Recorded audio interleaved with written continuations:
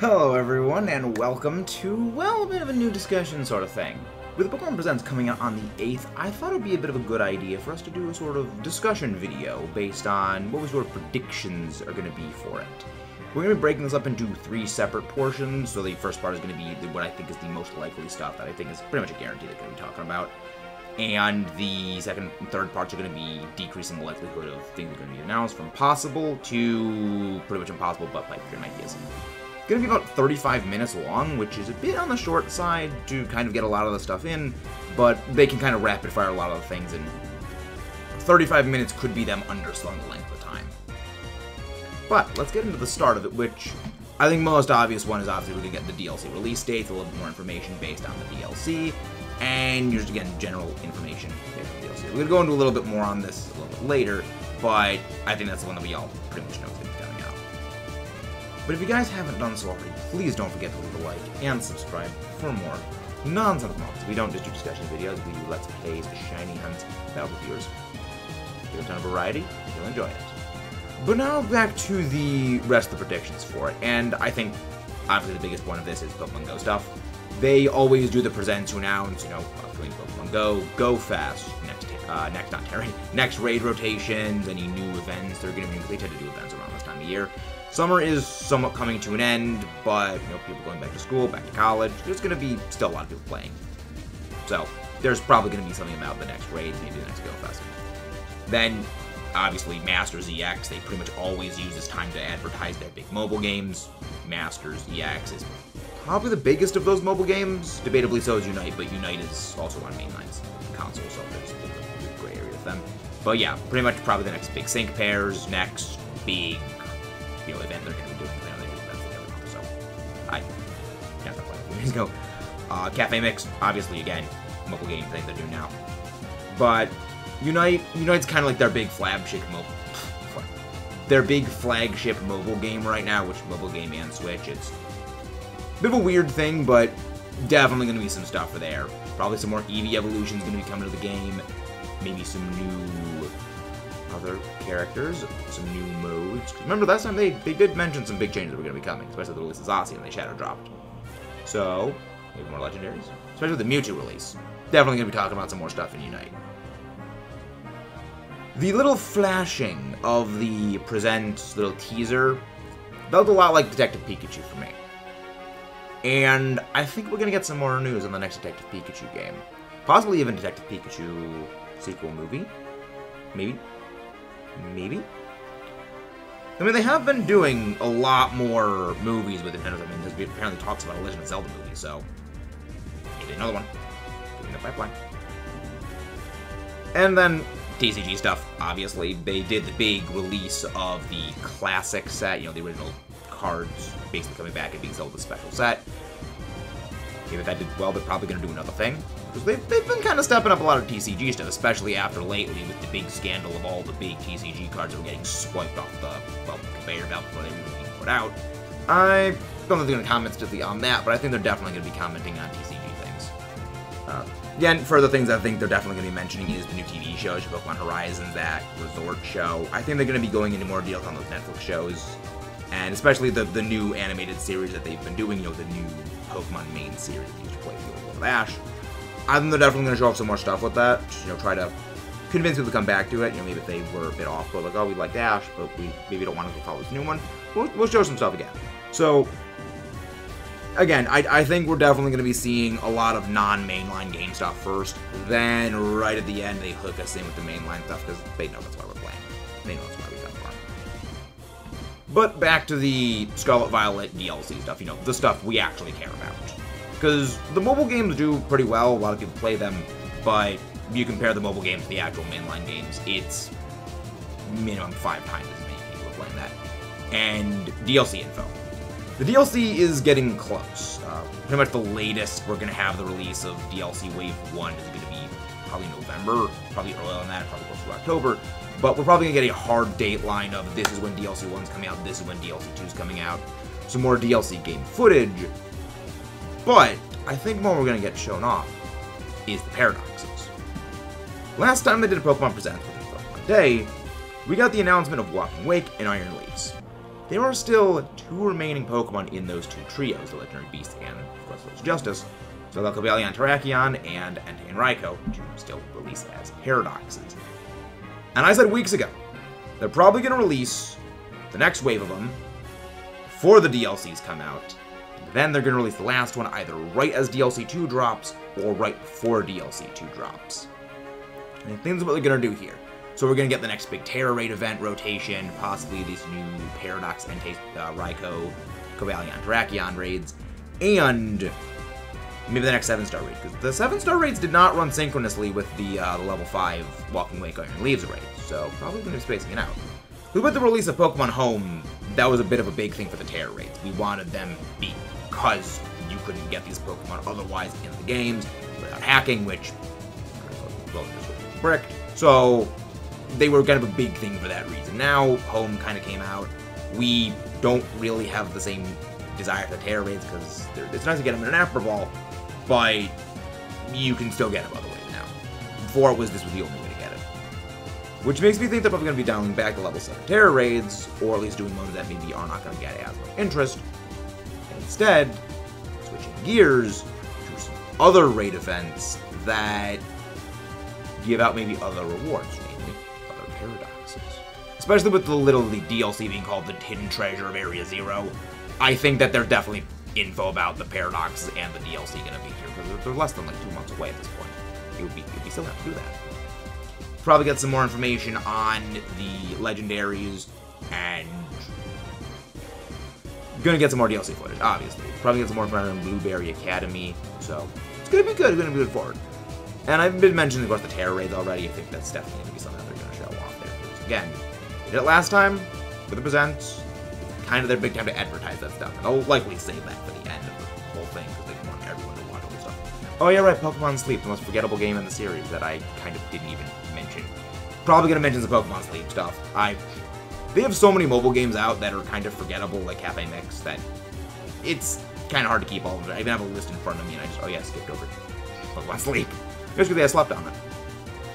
But now we're gonna get into the second category of things. These are the ones that I think are possible, but I do see the realistic chance of that not being mentioned. And we'll start off with the big one that I know everyone's really thinking about hyping up. Black and White remakes. I definitely see the potential for them not to release information about this. The main one being, at minimum, the game's a year and a half out. They have the game releases every year, so game dev cycle is a release a year, and you can say that DLC is a game, so yeah. Year 1 was Scarlet Violet, then year 2 is going to be the year after from Scarlet Violet's DLC release to the next year 1 release. Then they're going to probably be releasing the Black and White remakes. They did the same thing with Sword and Shield. You had year 1, Sword and Shield. Year 2, Isle of Armor Crown Tundra. Year 3, that was when they released BDSP and Legends. So likely they're going to do the same thing here, where we're not going to be getting the release of Black and White 2 remakes, or Black and White remakes, or Black and White 2 remakes again. We have a whole video we're working on about this, and like what the likelihood of which one to come out, what are they going to do, maybe do Black and White 3, but it's probably a year and a half out at this point, and it wouldn't really make a lot of sense for them to advertise it right now, because people aren't going to be as interested in the DLC if you drop the absolute just name drop of Black and White coming to Switch. Unova remakes, people are gonna basically ignore the DLC. Well, not everyone's gonna notice it, but there's gonna be a significant amount of people that are maybe not gonna be as interested in the DLC, and instead, like, you know, kids saving up for Black and White remakes, Black and White 2 remakes, rather than, you know, dumping all the money in, of course, the DLC before they know the next game better is coming. That's why I don't really see it as possible, but I definitely see, okay, we gotta give them something. We gotta give them something that they're really after. Let them know about the Black and White hits. But shifting to the other thing, this one I think is a little more probable than that, is GBA games on the Switch. You know, the old classic, you know, virtual console releases of them. Like, they had this back in the 3DS era, where you had Crystal, Gold, Silver, Red, Blue, Green, Yellow. They have those games on the, of course, the 3DS. I can see them bringing that back. Maybe less of bringing back those the original Game Boy ones, because they already technically were on the 3DS, but the 3DS eShop is now closed, so I can see them definitely bringing it back onto the Virtual Console or whatever. We know it's a Virtual Console. We all have the Virtual Console. Probably bring it back in some capacity on the Switch. I can see them doing that. Because they did bring back Metroid Fusion when, Metroid Prime came out, so yeah, I can see it happening. I can definitely see it happening. And I can see them bring those back. Because you can't transfer stuff from those games upwards unless you have the Virtual Console games. A little bit less likely, Ruby Sapphire Emerald? I don't see this as likely, but I see it at least possible for them to do that. Again, similar thing, Virtual Console, you can import them in via home. Maybe. Next is Legends 2. So, this is kind of where the Black and White Legends sort of war, I guess you could say, comes in. That they are very aware we do not want another repeat of what happened with BDSP. Where you had BDSP, about 2 months later, Legends.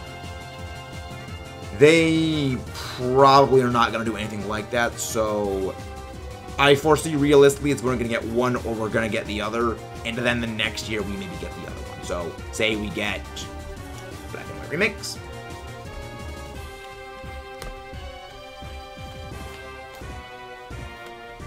So we get, say, Black and White Remix.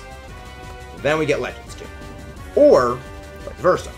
We get Legends 2, then we get Black and White Remix. Sorry, so it's a little awkward to do this because, like, oh wait, right, it's not mirrored, it's the other way around on the camera, so I have to do that way. But yeah, I see that realistically being the way they do things, because again, releasing 2 games back-to-back like that really kneecapped both the development of BDSP and the reception of those games. There just was not the interest in BDSP knowing a better game was on the horizon. But go for it. Again, same sort of thing is why I don't think they're going to release too much info about Black and White remakes before the DLC of Scarlet Violet comes out. Now we are getting into what I would say is the pipe dream, less likely, but absolutely would love to see. The hopium, I guess you could say. And you know the big one. You know the big one. We all know the big one. Mission Sky. I love this game. We've been actually playing the game on and off the channel for over a year at this point. We've worked on 100% run of the game, so if you want to see that, cards should be somewhere on here about that. But yeah, we love Explore the Sky. One of, if not the best games the series has ever put out, and legally it's a little complicated for the game to come out, as it is a collaborative crossover with Chunsoft Spike now, or Spike Chunsoft, I forget the term the name is going. But it is a little bit legally complicated, because again, they don't really own it fully. But they had Mr. Dungeon DX, so obviously they're still talking. They're still in talks. So, maybe Mr. Dungeon Sky? I'd love to see it come back again. It's a fantastic game. We're replaying the game again. We just beat Paul. Yeah, it's such a great game. They would be fools not to re-release it. You know, updated with, like, fairy type. It would be such a great game. So fantastic. Then, and here's the one I know you guys are gonna love. Let this be a guide for how much I love this game. Look at the damage done to this guidebook. That is how much my brother and I played this game, and I've just continued to play it for years. But it's Coliseum and XD ports to the Switch. Reason I say this is a pipe dream. Company that owns them kind of went kaboom, and legally things are in limbo. But we've seen Shadow Pokemon and Pokemon Go. They still acknowledge them. They exist. So clearly they still own the rights. So give us Coliseum XD. Awesome. It'd be great. I'd love it. Again, love the games. They are fantastic. They are fun to play. The only thing I think holds them back is, like, they didn't really sell that well. In total, they sold probably less than 3.5 million in total. They really didn't sell all that well. Considering at the time, you compare Ruby Sapphire, which was 16 million, it was night and day.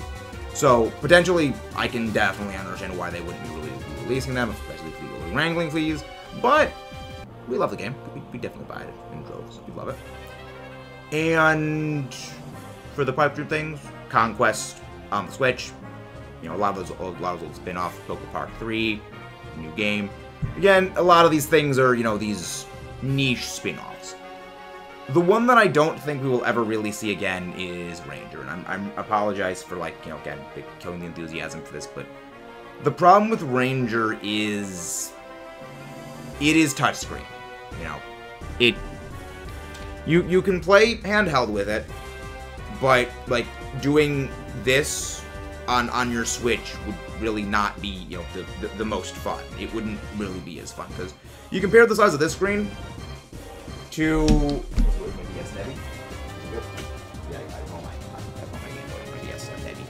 You know, you compare that screen to even, like, you know, the 3DS XL screen. You know, it's you know, it's especially without the stylus, you can only play it in handheld, and it's also significantly, you know, more difficult to hold up the Switch compared to the DS. You get much better grip with one hand on it. Can't really do the same thing with this big thing. And the other part of it is there's no way to play it in dock mode. This is sort of the complicated thing about the way that Switch games are developed. They're made to be played in both docked and handheld mode. There's only one thing, to my knowledge, that is exclusively available via dock mode, via handheld mode, and that is evolving LMR, okay, where you have to go into handheld mode and, you know, Switch. But an entire game where they either need to release a custom peripheral to allow you to do touchscreen things, or, you know, you have to play it in handheld only mode. I don't realistically that happening just because of the way that the Switch games are developed. They're meant to be in either handheld or, you know, dock mode, where they will switch the control scheme depending on, you know, which mode you're playing in. So I'd love to see it, but I don't realistically see it coming out because of type limitations. I don't see them releasing a custom handheld peripheral to allow you to do touchscreen things. I'd love to see it, but I'm the realist. I'm sorry. But that is most of everything. Those are pretty much my predictions. There's a few things that I think could happen. I mean, obviously, I think, you know, yeah, that's pretty much what I'm thinking we're going to be getting access to and shown off in the Direct. Well, not Direct, the Presents. I mean, it's the same thing. It's just Pokemon Presents. I don't think they're going to mention this, but I hope they do, is the future schedule for Pokemon VGC events. Of course, you guys know I'm a big competitive battler. I love to know about the competitive stuff. We know the next couple months of competitive locations for regionals, but we don't know, like, the long-term stuff, so getting some information on that. I don't think they're going to mention it, because the people who play competitive is a pretty narrow portion of it, but I can hope. But yeah, that's pretty much what we are thinking. If you guys haven't done so, please don't forget to leave a like. Leave your comments below what you guys think they're going to be mentioning, you know, whether you agree with us, disagree with us, but you hope they mention, what you know, maybe think they might do, but what you think is, you know, wildly unrealistic, but just really, just for the shenanigans, hope they'll get to see it. But I will see you guys next time. Let's roll out, and